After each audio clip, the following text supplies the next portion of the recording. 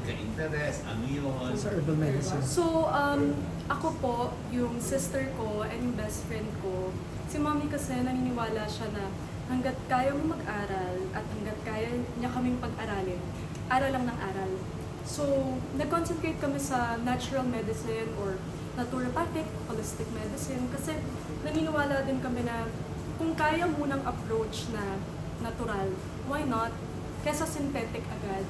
So yung approach po kasi ng natural medicine, kung halimbawa may sakit ka, imbes na bigyan ka lang ng gamot, ginagamot niya yung buong tao. So anong lifestyle changes po nung pwedeng gawin, agahan ang pagtulog, damihan ang tubig. So mas natural approach po siya. So yun, so yung natutunan din po namin, syempre na-apply din namin kay mommy. Kapag si mommy may nararamdaman, ma, magtubig ka lang ng magtubig. Ganun. So, natural approach po talaga siya. Yan. So, syempre na-apply din namin siya sa clinic. Ano example ng mga herbal medicines na inire-recommend mo o binibigay mo sa patient? Ayun. So, bale, ang pinaka-common po talaga dyan is yung acupuncture. So, halimbawa, migraine, meron po kasi talagang mga points na i-acupuncture lang natin, tapos biglang giginhawa na yung pakiramdam mo. So, yun po yung pinaka-common. Another one din naman po is yung paglilinis ng colon. So, it's a fast treatment. Siguro mga 40 minutes lang po siya. It Detox. works po para sa mga constipated or may hirap po talaga sa pagdadigest. So, yun, medyo malalabas mo yung mga toxins sa katawan and then you feel renewed after. The same ba yan yung sa colon, yung ginagamit sa San Benito? May ganun sila, di ba? Hindi ko lang Panglinis sure. din ng colon. Opo, yung hihiga, tapos may insert lang, lalabas na dun lahat. Gamit lang po saline water. Kailan ka nag-start? Saline water. Kumbaga, water po na sterilized. Yung saline? Yes. Kailan ka nag-start? Bali, in total po, we started in 2022. 2 years din po siya. Although medyo nagtagal po kasi yung practicum namin kasi yung start po was lockdown pa nun eh. Nagmamask siya ka-face shield pa po yung mga tao. So, medyo natagalan lang, but we just graduated this year. Kami pong tatlo. So kasi Congrats. ako, Sino yung dalawa? Yung sister ko po at saka yung best friend. Yung best friend niya. Sino yung sister mo? Si Christina May po, yung pilot din po siya. so doctor din siya. Right now po. So pero sino lagi nandito ikaw? Yes. So una, akala ko kasi, ako hindi ko alam kung sila, na yung clinic is parang Parang beauty. Ako din, yun ang akala ko. Hindi pala. Well, hindi, opo. Bali, aesthetic medicine po kami dito. Yes, so we concentrate on mga pampabeauty din naman po na non-surgical yung approach. But also at the same time, we also offer yung naturopathic din ng mga So kumbaga, meron ka din mga services na ba pareho nung facial mga IV, mga ganyan. Yes, Pero, po. Botox. ganon. Pero ang kakaiba sa'yo, yung herbal naman din. Yes, meron din po Herbal kami ganung approach. approach. Sa sakit, like anong sakit ang pinitreat mo? Kasi hindi po kami pwede mag-treat ng sakit, no? Because nga po holistic yung approach namin. More on we offer advice on lifestyle changes. We can also recommend mga supplements na over-the-counter. So talagang it's about healing of the entire person. Wellness. Hindi Yes. sakit. Oh, Ayun. sakit. Okay, malinaw. Pero Got it. paano nila lang? Na-define nila kung Bilias Institute. Oh. Define, Bilias Institute, anak. Ang hangin ng solution. Yes. Aesthetic, herbal.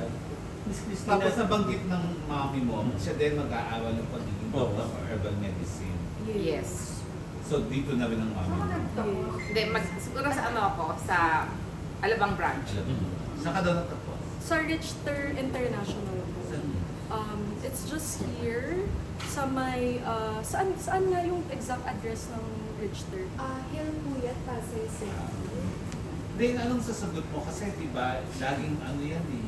Laging may issue na, hindi, babawi ng talagang gamot, mga ganyan, kaysa sa herbal. Although ako mas ano ko sa herbal talaga. Anong may sasagot mo sa mga ganong nagdududa? It's really not for everyone po. Siyempre meron naman talagang mga sakit or merong mga karamdaman na talagang kailangan mo na for that is doktor talaga. But for the people na kailangan lang po nila ng guidance on how to stay healthy, or meron akong mga nararamdaman but paano ko ba ito ma-address in a way na hindi pa kasi ako ready mag-synthetic, ayoko naman din ng approach na medyo aggressive agad, or ang naturopathic din po kasi na-invento siya para sa mga tao na hindi rin afford magpagamot. So, for now, yung mga ginagawa rin po namin sa school is we go to barangays and then we just give them advice na bawas-bawasan ang bisyo mo, dapat by 11 p.m. dapat tulog na para yung cells mo nagre-regenerate. So, totoo lang dapat, they say 8 glasses of water a day, but that's the minimum.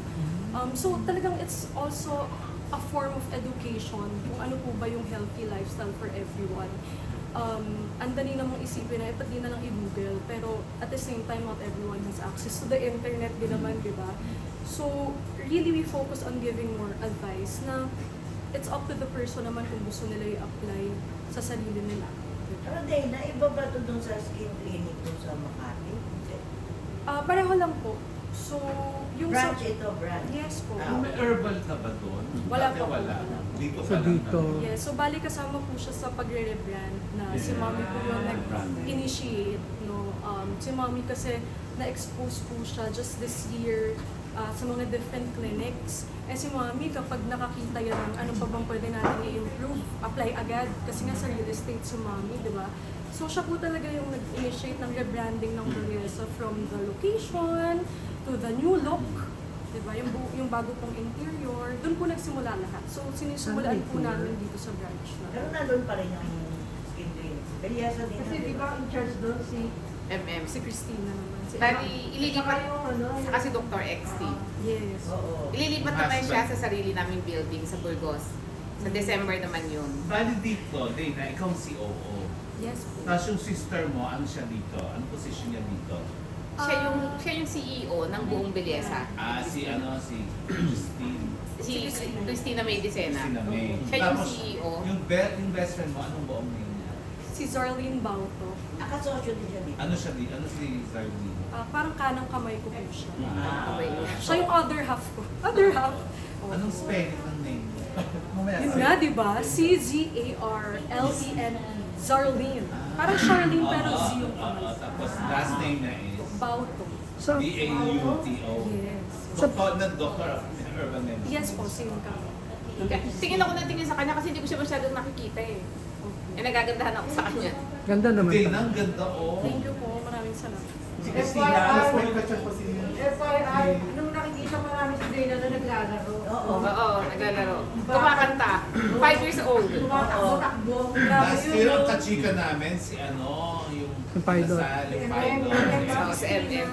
May tanong si Bobby. Ano yung mga being mga young business, nasa young business sila, ano pong advice niyo bilang businesswoman na matagal na nasa industry din, mga baguhan sa business, COO, CPA, na ano pong bilin sa advice sa kanila Kasi ano eh. for successful? Oo, kasi magkaiba kami ng pinanggalingan. Ako kasi nanggaling ako sa hirap, sa poverty. Sila nanggaling sila sa yung mami nila maid na, di ba? Pero ang advice ko sa kanila, hanggat gusto nilang mag-aral. Dahil ako kasi pagkatapos ng isang taong kurso, kumuha ako ng isang semester lang ng public administration sa UP. Hindi ko na napagpatuloy kasi wala akong pamasahe para makarating sa school. Wala rin akong pera para makakain sa recess. Pero tapos na ako ng ng 4-year course. Nagma-masteral degree na lang ako. So every time na sinasabi nila sa akin na kamukha niya, hindi siya tumigil ng pag-aaral para marami siyang certificate, makikita ko sa inyo mamaya. Lahat ng pwedeng pag-aralan sa pagpapaganda, go lang ako ng go. Pag gusto niya pumunta sa Bangkok, punta. Pag gusto niya pumunta sa Korea, punta. Dahil kasi naman related sa business namin yun. Tapos nung sinabi niya sa akin na mag-aaral siya ng herbal medicine, go pa rin ako. So, masabi ko lang, pag hilig ng bata na mag-aral at ang nanay ay nandito para sumuporta financially, dapat huwag mong panghinayaan kasi yung edukasyon hindi yan mawawala sa tao eh. Yung kagandahan ng tao maaaring maglaho dahil nagkakaedad, pero yung pinag-aralan lagi yung nandito. Tapos ang sinasabi ko sa kanila, kung ano naman yung pinag-aralan ninyo, i-share nyo rin sa nakararami. Kasi hindi rin naman lahat afford na makapag-aral. Ayun, kaya sila, sabi nila, nagpupunta sila sa mga guys para magturo. Okay sa akin yun.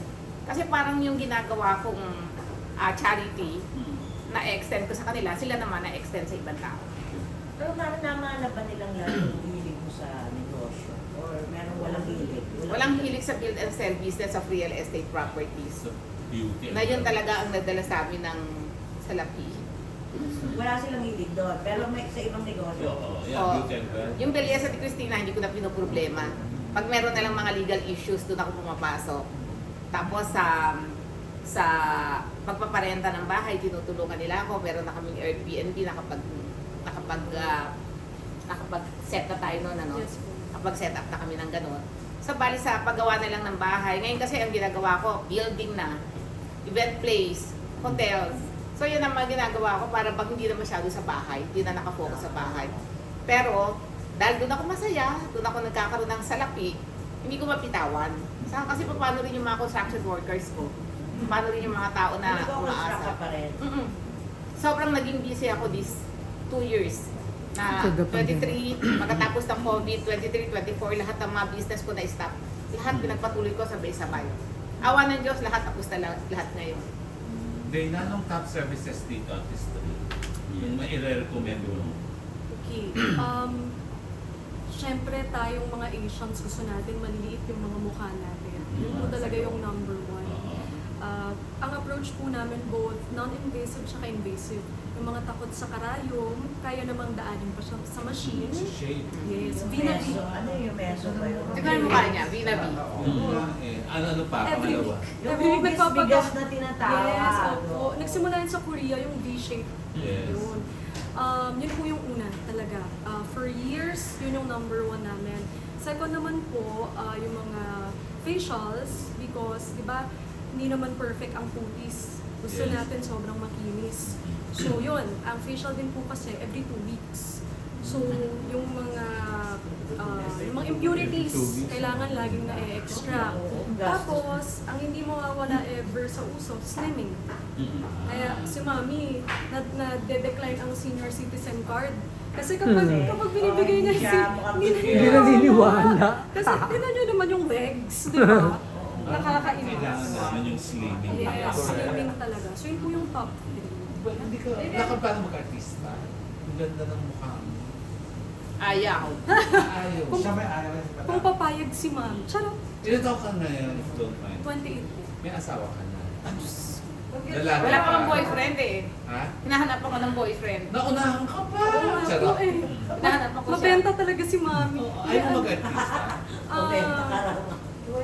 Ano po, baka singer. Ay, namili. Mas ano. Maganda siya kumanta. Bata pa siya, kumakanta na siya. Kantahan mo sila, anak. Ay, ano ba yun? Sige na. Ano ba yun?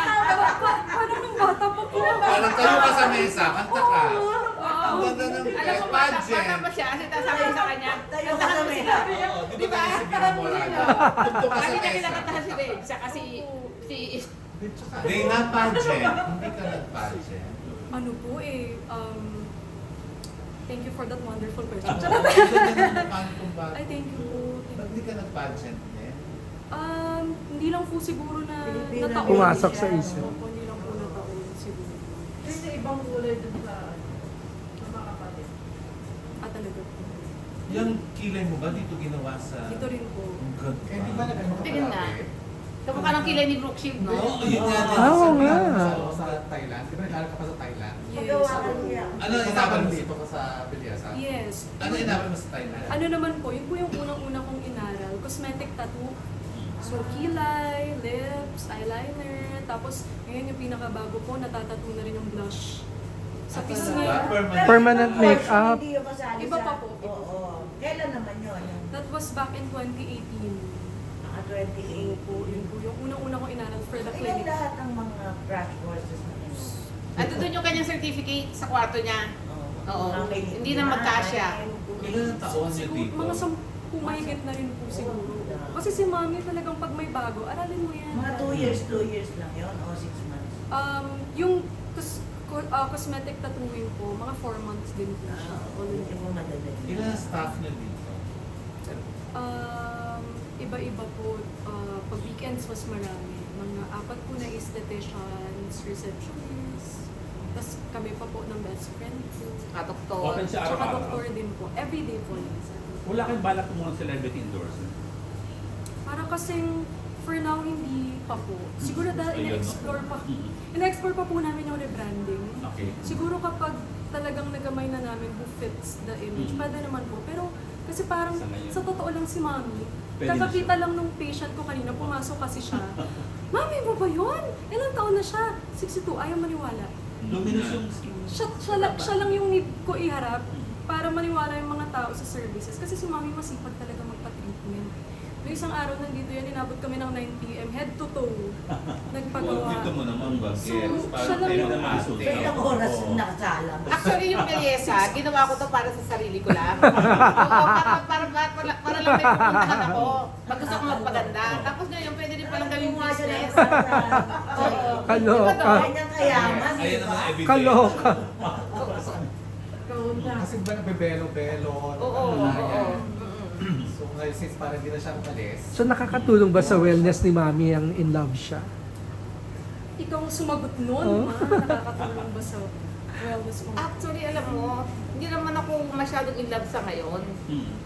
Parang pag nandyan, okay lang. Pag wala, okay lang din. Kasi kamukha kahapon, nasa bahay lang ako. Ina-enjoy ko yung pagiging mag-isa. 'Di ba? Tapos tinitingnan ko yung kabuuan ng kung ano yung kung nasaan ako. Kasi pag nakatira ka sa penthouse, parang nandun ka sa peak, Tama. 'di ba? So para bang nakakatakot kasi makapagrelasyon pag ang isang babae yung lahat meron na. Parang sa panahon ngayon hindi ko man sinasabing ganun ang mga lalaki. Kaya lang dapat maging maingat ako. Dahil yung mga anak ko, tinitingnan ako as modelo nila. Nire-respeto nila ako. Parang takot na ako magkamali.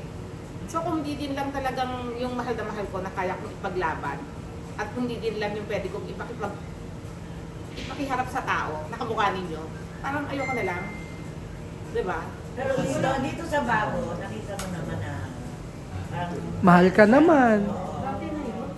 Right now, meron akong mga may mga kausap ako sa phone, may mga, pag umaga nga, pag binuksan ko yung phone ko, hindi ko na alam kung sino sasagutin ko sa kanila, di ba? Wow. sa Pero, kanila, mga sulod, yung mga sulod. Maraming nandiligaw kay Mami ngayon. Antaray. Oh. Joseph na Marami. lang, madam. marami na hindi ako kilala sa Pilipinas.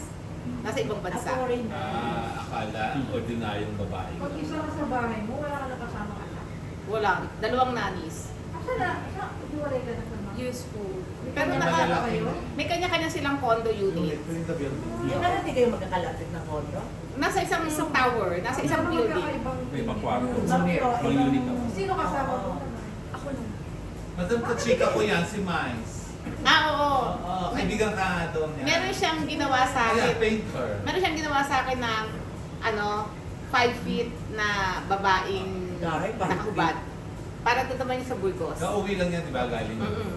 France. Oo. May award siya Oo. na, di ba? Oo, may award. May award siya. Nachika ko din yan. Oo, di ba? si Miles. Actually, ano siya, magaling na pintor. Magaling na. Saka kahit na well off siya, maraming pera, down to Down to earth. earth, yeah. Gusto ko nga Parang kayo. Babae. Mm-mm. Baka naman, susunod na malaman namin, nagpatayo ko na rin ng galing. Kung siguro kung siya, kasi yung lagi yung 20% kasi ng kanyang kinita, binibigay din niya sa charity. Kung saan magpapadala na lang. Padala ko pero gusto Gusto ko